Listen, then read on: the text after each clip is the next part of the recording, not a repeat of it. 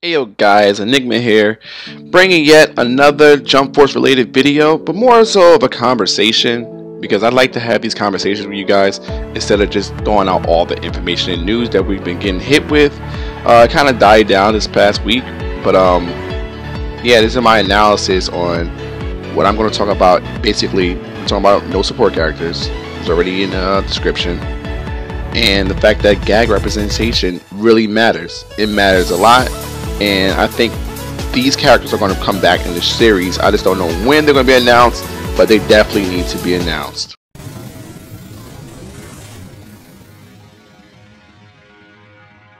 It's a happy Friday here. I don't know when you guys are going to watch the video. I'm still new, so you could be watching this on a Tuesday for all I know. But anyway, hope everybody's feeling real good. I see my last video I made about clickbaiting and how these guys are out here really getting other people to watch their videos even though they know these characters are not in the series. I guess I ruffled a few feathers. Oh well, over Twitter, who cares? But anyway, let's get to the video, guys. Not too long ago, Game Informer had a sit-down interview with Bandai Namco producer Koji Nakajima, and he really touched on the fact that they're not everyone is suitable for fighting, but might have a part in the story, which look, man, I totally agree with that. I'm not trying to ruffle nobody's feathers in this video, and definitely the next video I have coming. You guys got to really tune into that one. It's my kind of like a process of elimination of people I think should return, and people I think just need to eat the story mode. That's it. Like, we don't need you to be a playable character. You can be represented through the story, because I think the story's gonna be a lot of voiceovers this year. We got cheated last time, but guess what? Everybody doesn't have to be a fighter. Everybody's not a fighter, and that's fine. But as you guys know, Hisoka and Rukia, they moved up from support to main roster type characters, and I think that was a great addition. They should have been playable in J-Stars, but for whatever reason, they were stuck at support role. I guess we needed support characters. We had about 13 support characters, and they fit the role really well. I mean, not too many people was playing rank even use Rukia or even use Hisoka's bungee gum, but I mean, they were playable. I mean, you could select them, but for the most part, nobody really picked them. People I think that should upgrade, I'm just gonna knock off the list real quick before I even get into a deeper thing about them. Kagura, in my last video about lack of female representation, which will be down in the link in the description, I mentioned her being playable. If you didn't watch Gintama, you need to. I don't know why it's taking so long, but if you watch Gintama, you know that she's hilarious for one, but she's also a badass, okay? And she can fight.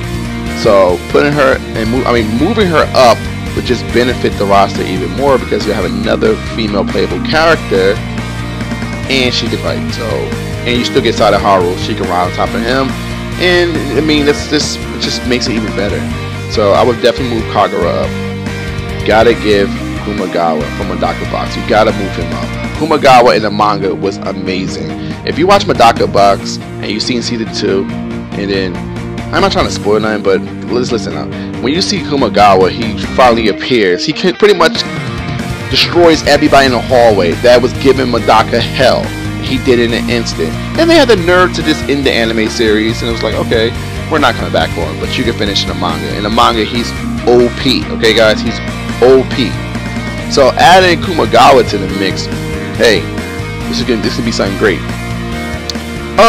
Miro, I got mixed feelings about him, and my next video coming up, I'm gonna drop a bomb on him, but I think he will move up to a playable character as well. I think because nobody. The funny thing is, when I'm talking from an aspect of playing ranked, and you never saw this character, so I kind of feel like he was kind of a waste of a slot. But remember, this is an anniversary game, guys, and not just some all-star fighter. Every piece of genre has to be represented, from sports to love to shonen to everything to shoujo, all that stuff. So having him move up as a character to fight would be great. And my last pick is going to be Alan Walker. Come on, the great man, Alan Walker. If you guys didn't watch it, Alan Walker is amazing, and adding him to the mix of the game would be just amazing as well. That's the characters I think as support characters should move up. Now, my thing I want to say about support characters, everybody doesn't have to be a fighter, like I said before. They can be added to the story.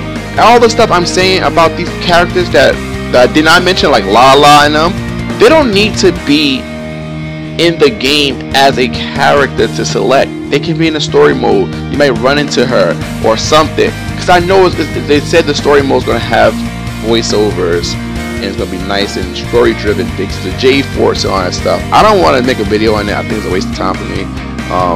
If you want a video on that, you can write it down in the comment section and I'll make that video. But for the most part, I don't really think it's anything to really talk about the story mode, except Akira Toriyama, he drew like 4 original characters for the story mode, and that's all the information we really got. So if anybody want to squeeze blood out of a rock, that's on them. I'm not going to keep going on about it. I love the scenery in the story mode. Well, I'm gonna say the main hub, they're having representation from One Piece and Naruto, all this stuff, but kind of like the characters, like the select screen.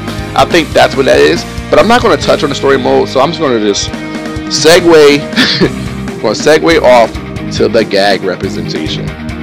Okay, guys.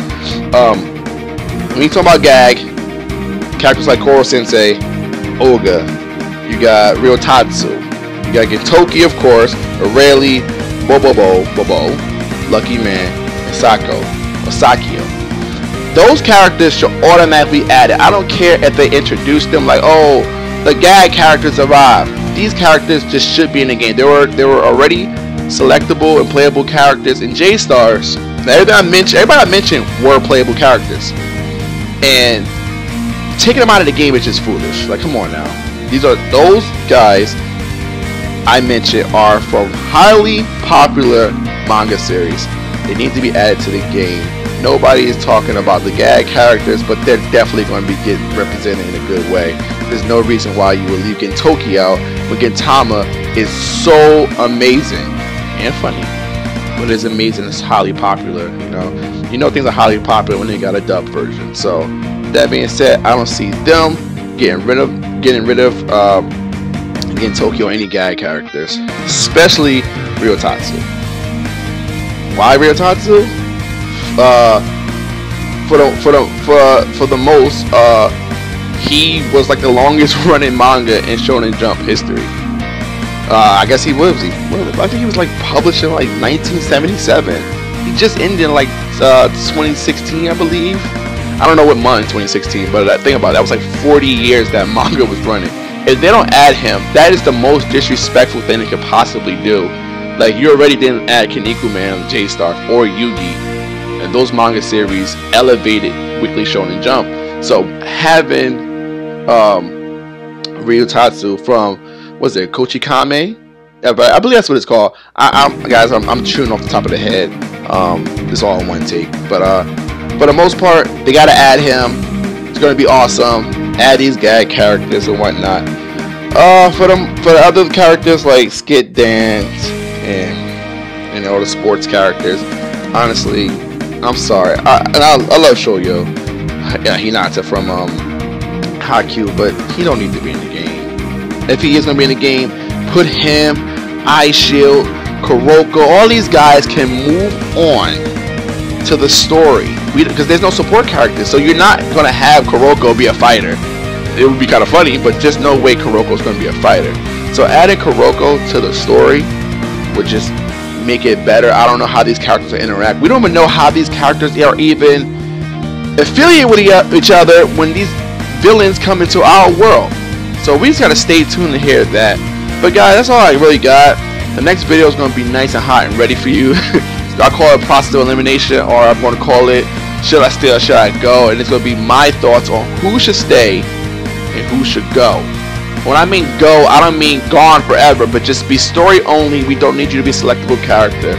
I'm gonna ruffle a couple feathers, I know I am, but hey, ain't nobody else doing this, guys. Y'all getting the same generic BS through everybody's Jump Force channel except mine. Come on, give me some credit, guys. Mine's a little different. But anyway, guys, if you like this, like, share, subscribe, and I'm coming back with some more heat, guys. I'll holler at you. Thanks.